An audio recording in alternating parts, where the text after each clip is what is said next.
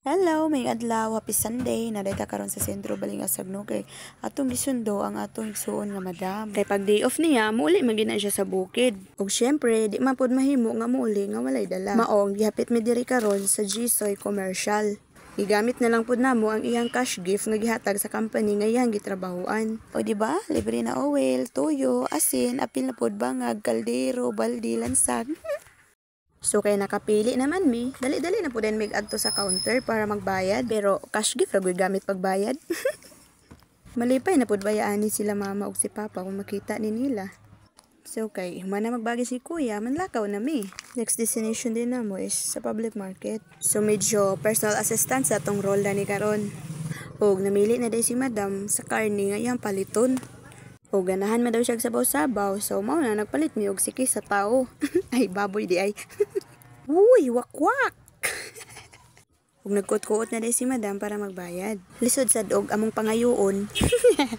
Medyo ulaw man sad sa part nga madam ka unya nangayo kag karni. Ug namalit na lang po dayon mi sa lamas nga among gamiton para sa sabaw.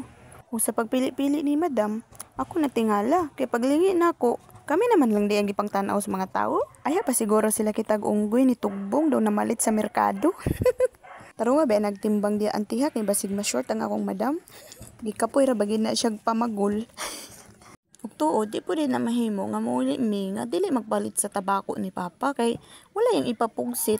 Mangita ra ba na siya kung asa na daw iyahang tabako.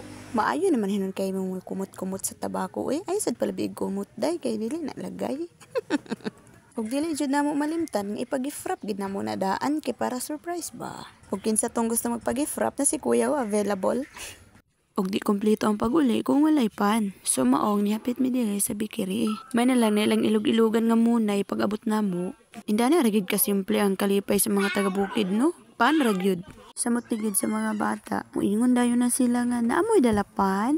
So kay gihatagan naman siya ni auntie, mao nang manguli na mi. Bye bye guys. Thanks for watching. Please follow and share.